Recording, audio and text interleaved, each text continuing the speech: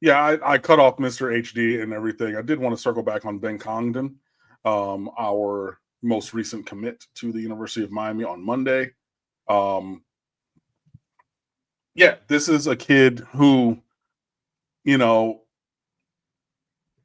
when I was looking at the numbers in this class, I definitely wanted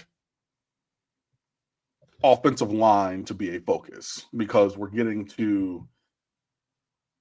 phasing out that class from 3 years ago.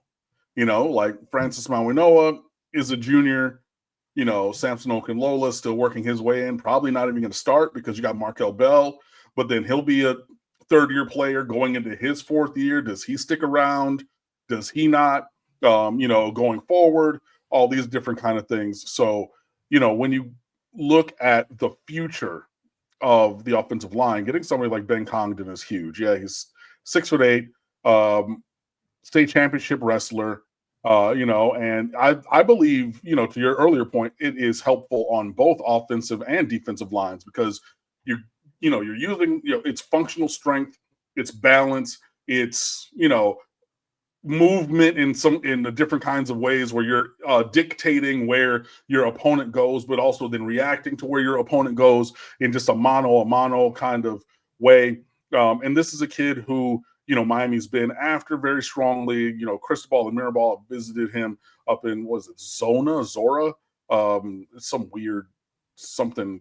I've never heard of that town. Either pronounced Zorville or Zoarville. No. It's a 4-letter. Hold on.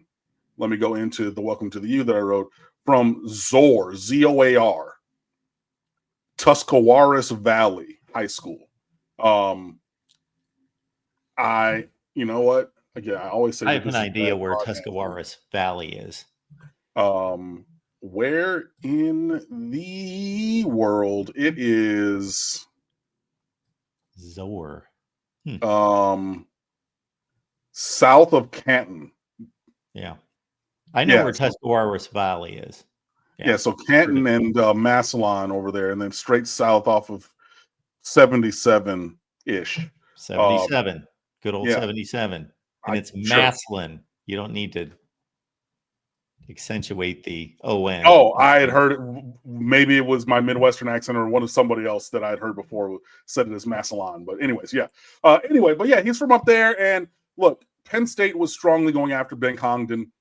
It's probably your head-to-head win there. He's probably still going to take an official visit to Happy Valley and has an official visit forthcoming to Miami. This was his second unofficial visit, which I always say is really a prerequisite, especially if you're going for a blue chip, if not 5-star talents from other places. You need to get them on campus at their own expense multiple times. It's, great because we're in Miami. So, look, you just fly into Miami International, hop on Lejeune, go south and a little bit west. Boom, you're on campus.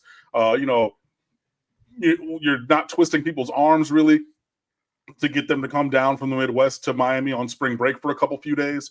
But yeah, getting Ben Congdon, I think, is a really big get. And he's himself, in like his interviews with On 3 and 247 after he committed, saying, he knows that he's not Miami starting caliber right now, but taking into account his physicality and the trajectory of his skill development, going to a place where he will continue to be developed to get to the level that he desires, right? And has close relationships with the Miami staff that have really been pursuing him hard and everything. So very excited to get him in here. Probably a right tackle, not a left tackle at the next level unless he really, really, really develops strongly. So if you're thinking, oh, he would block the Cantwell kid from Missouri at left tackle, no.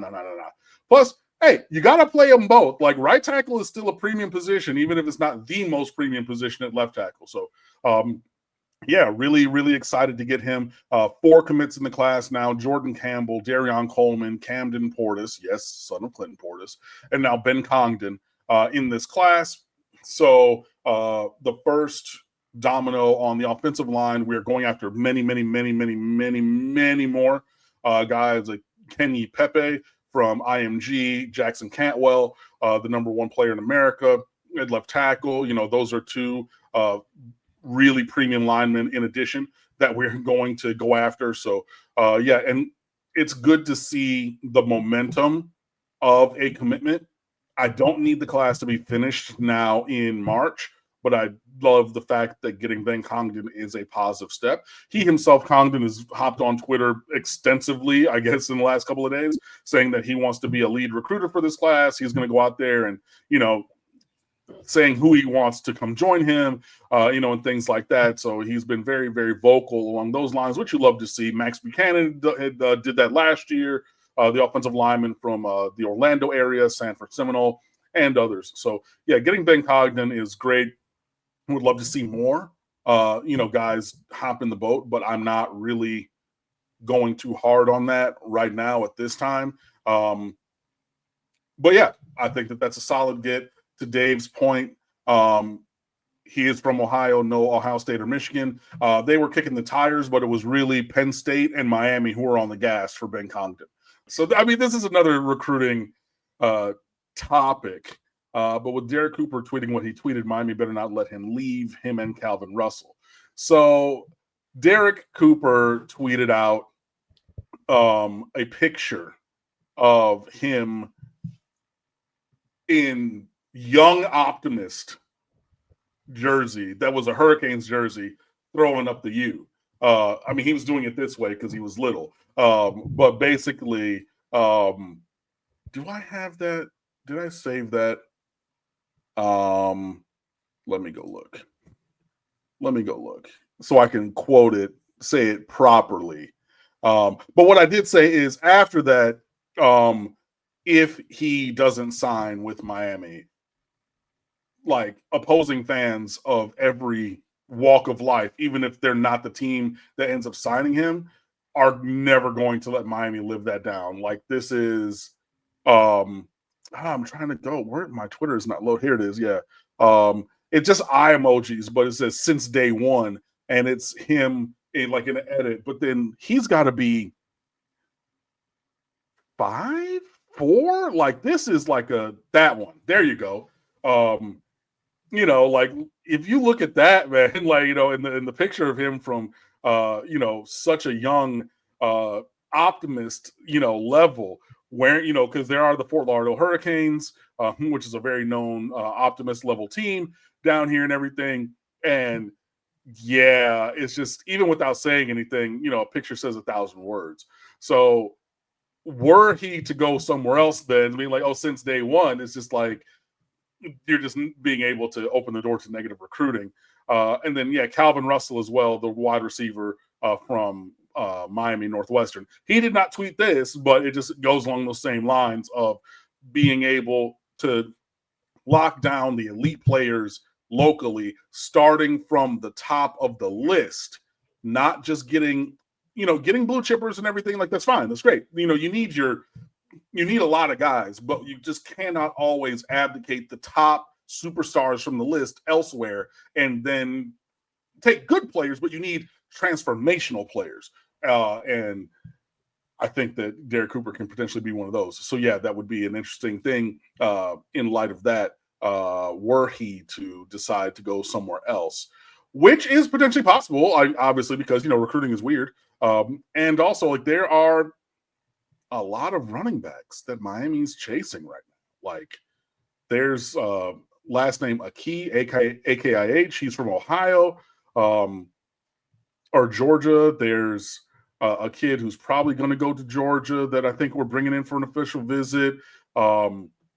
There's Javian Mallory from West Boca. West Boca kind of being like to the South Florida area what West Bloomfield was when I was up there, where there were very few people of color, and then all of a sudden you get like Donovan Edwards and goes to Michigan from there. And West Bloomfield was the dregs of the earth athletically when I was coming up, and all of a sudden you got guys going to Michigan and starring in championship games and things like that. Same thing at West Boca, but it's like, how many running backs can you take? And I know that we lost a few and everything, and maybe other ones could cycle their way out. But yeah, just interesting as things go and things start. The list of visits is impressive. The list of official visits forthcoming, also super duper impressive.